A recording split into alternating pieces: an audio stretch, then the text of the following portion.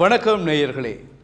மியான்மரில் cyber crime வலயத்தில் தடுத்து வைக்கப்பட்டிருந்த 20 இலங்கையர்கள் பத்திரமாக மீட்கப்பட்டு இப்பொழுது அவர்கள் நலமுடன் இருப்பதாக செய்தி வெளியிடப்பட்டிருக்கிறது. இருந்தாலும் இன்னும் 26க்கும் மேற்பட்டவர்கள் அங்கு இருக்கிறார்கள் என்றொரு செய்தியும் சொல்லப்பட்டிருக்கிறது. இதை நாங்கள் விரிவாக பார்ப்போம்.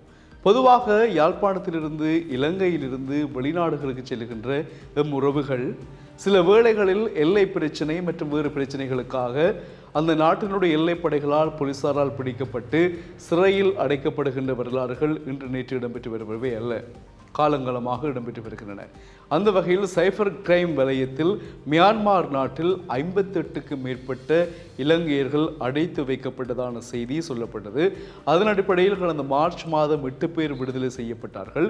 இப்பொழுது 20 பேர் விடுதலை செய்யப்பட்டு அவர்கள் தாய்லாந்தில் உள்ள குடிவரவு குடியகழ்வு திணைக்களத்தில் பாதுகாப்பாகவும் நலமுடனும் இருப்பதாக தாய்லாந்து அதிகாரிகள் சொல்லியிருக்கின்றார்கள். எனவே அந்த 20 பேரையும் தாய்லாந்து தூதரகத்தினூடாக இலங்கை தூதரகத்தை தொடர்பு கொண்டு இலங்கைக்கு அழைத்து வருவதற்கான நடவடிக்கைகளை மேற்கொள்ள இருப்பதாகவும் தாய்லாந்து அரசாங்கம் சொல்லியிருக்கின்றது. ஆனால் 8 பேர் விடுவிக்கப்பட்டார்கள். இப்பொழுது 20 பேர், அப்போ 28 பேர் போக 56 பேரில் மிகுதியானவர்கள் தொடர்ந்தும் அந்த கிரைம் செக்ஷனில் இருப்பதாகவும் அந்த பிராந்தியத்தில் இருப்பதாகவும் அவர்களை விடுவிப்பதற்கான முயற்சிகளை இலங்கை தூதரகம் மேற்கொள்ள வேண்டும், மியான்மர் அரசாங்கத்துடன் பேச வேண்டும் என்ற விடயங்கள் எல்லாம் இப்பொழுது சொல்லப்பட்டு வருகின்றன. இந்த செய்தியை நாங்கள் பார்க்கின்ற பொழுது இதே பிரச்சனை நிறைய நாடுகளில் காணப்படுகின்றன.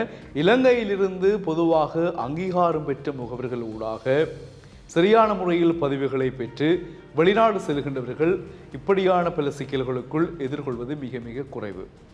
சட்ட ரீதியான முறையில் பொய்யான முகவர்கள் மூலமாக ஏராளமான பணங்களை கொடுத்து வெளிநாடு செல்கின்றவர்கள் இடையிலேயே அவர்கள் இறக்கப்படுவதும் அல்லது வேறொரு முகாம்களில் அடைக்கப்படுவதும் சிறைகளில் வாடுவதும் அல்லது கப்பல் பயணம் மேற்கொண்டால் கடலில் விழுந்து உயிரை மாய்ப்பதும் காணாமல் போவதுமான பல செயற்பாடுகளை நாங்கள் காலங்காலமாக அவதானித்து வருகின்றோம். இருந்தாலும் இலங்கையில் இடம்பெற்ற 2009 இறுதி யுத்தத்தின் மௌனிப்பின் பின்னர் இலங்கையில் இருந்தால் தங்களுக்கு ஆபத்து இருக்கும் என்பதை எண்ணி சில மக்கள் என்ன செய்தார்கள்? புலம்பெயர் நாடுகளுக்கு சென்றார்கள். அந்த நேரத்தில் ஆஸ்திரேலியா நாட்டுக்கு செல்லலாம் என்கின்றதான ஒரு விடயம் சொல்லப்பட்டது. அப்பொழுது ஆஸ்திரேலியா நாட்டிற்கு செல்வதற்கான வாய்ப்புகள் இருக்குது என்ற காரணத்தினால் பல இளைஞர்கள் உறவுகள் என்ன செய்தார்கள்? சட்டத்திற்கு முரணான வகையில் பாதுகாப்பு இன்றி படகுகள் மூலமாக ஆஸ்திரேலியாவிற்கு சென்றார்கள். ஆஸ்திரேலியாவுக்கு சென்றவர்கள் சில தீவுகளில் அங்கு அடைத்து வைக்கப்பட்டார்கள். சட்டப்படியாக ஆஸ்திரேலிய அரசாங்கம் அவர்களை ஏற்றுக்கொள்ளவில்லை. இப்படி சட்டப்படியாக ஏற்றுக்கொள்ளாத புலம்பெயர் உறவுகளாக சென்ற உறவுகள் அங்கு என்ன செய்தார்கள்? அகதி முகாம்களிலும் அல்லது எங்கேயாவது தீவுகளிலும் முகாம்களிலும் அடைக்கப்பட்டு சொல்லனா துயரங்களை அனுபவித்து வருகிறார்கள். இன்றும் அந்த துயரம் சில பேருக்கு தொடர்ந்து கொண்டே இருக்கிறது. எனவே இந்த துயரங்களை போக்குவதற்காகத்தான் அண்மையில் ஒரு செய்தியை பார்த்திருந்தோம். ஆஸ்திரேலியாவுக்கு இலங்கையிலிருந்து 2009ஆம் ஆண்டு போன குடும்பம் ஒன்று இதுவரை காலமும் தங்களுக்கு நிரந்தர வதிவிடமை அல்லது அந்த நாட்டினுடைய உரிமை கிடைக்கப்பெறாததால் அந்த நிலையில் தாங்கள் மீளவும் இலங்கை வர முடியாத சூழலிலும் ஆஸ்திரேலியா தங்களுக்கான ஒரு நிரந்தர வதிவிட உரிமையை தராத காரணத்தினாலும் தாங்கள் செய்வதறியாமல் நடு வீதியில் நிற்கிறோம். எனவே ஆஸ்திரேலிய அரசாங்கத்தின் கவனத்தை ஈர்த்து அந்த நாட்டினுடைய குடியுரிமையை பெற்றுக்கொள்வதற்காக நாங்கள் 24 மணி நேர தொடர் போராட்டங்களில் ஈடுபடவிருக்கிறோம் என்றுதான் ஒரு செய்தியை சொன்னார்கள். அதற்கு ஆஸ்திரேலியாவில் இருக்கக்கூடிய தமிழ் உறவுகளை இலங்கை உறவுகளை தங்களுக்கு ஆதரவு தந்து அந்த போராட்டத்தில் கலந்து கொள்ளுமாறும் அழைப்பு விடுத்ததை நாங்கள் பார்த்திருந்தோம். அந்த குடும்பத்தோடு பலரும் அவ்வாறான பிரச்சனை உள்ளவர்கள் பலரும் அந்த போராட்டத்தில் கலந்து கொண்டு தங்களை ஈடுபடுத்தி இருந்தார்கள். காரணம் அந்த நாட்டினுடைய குடியுரிமையை பெற்றுக்கொள்வதற்காக.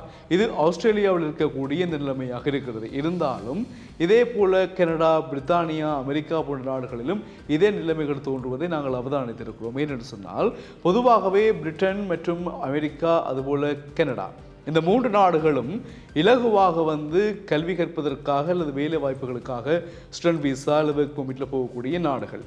இருந்தாலும் கனடா மிக இலகுவான நாடு என்று எல்லோரும் விரும்பப்படுவது ஏனென்றால் கனடாவில் நீண்ட வருடங்கள் ஆகாது அந்த நாட்டினுடைய உரிமையை பெறுவதற்காக அல்லது ஒர்க் பெர்மிட் பெறுவதற்காக அல்லது ஸ்டூடெண்ட் விசாவில் போடுவர்கள் சரியான முறையில் அந்த நாட்டினுடைய குடியுரிமை பெறுவதற்கு நீண்ட காலமாகாது.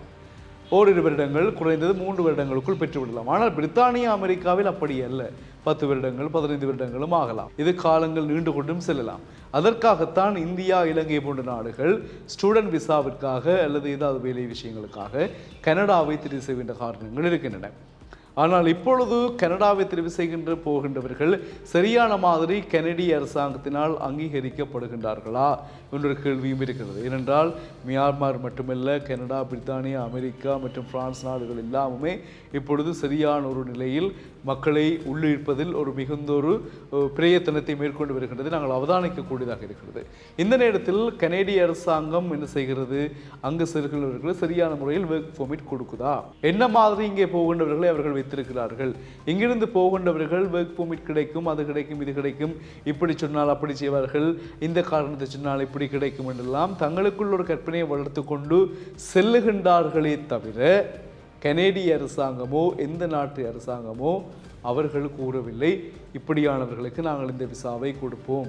அப்போ எங்களுடைய மக்கள் தங்களுடைய மனதில் தோன்றுகின்ற எண்ணங்களை எங்களுடைய நாட்டில் சண்டை நடந்தது, நாங்கள் பாதிக்கப்பட்டோம், அங்கே இருக்க முடியாது அப்படின்னு சொல்லி நாங்கள் சொன்னால் எங்களுக்கான விசா கிடைக்கும் அல்லது எங்களுக்கு எல்லாம் அங்கே இந்த குடியுரிமை கிடைக்கும் என்று நாங்களாக சொல்லுகின்ற கதையை தவிர எந்த நாட்டு அரசாங்கமும் அது சம்பந்தமான விடயங்களை சொல்லி நாட்டுக்கு மக்களை எடுப்பது இல்லை. இதனால் அவதிப்படுகின்ற மக்கள் இன்று ஏராளமானவர்கள் கனடாவில் இருக்கின்றார்கள். ஏனென்றால் இலங்கையில் யுத்தம் நடந்தது. யுத்தம் நடந்த காலப்பகுதியில் இவ்வாறான கதைகளை சொல்லி போனவர்கள் லட்சக்கணக்கானவர்கள்.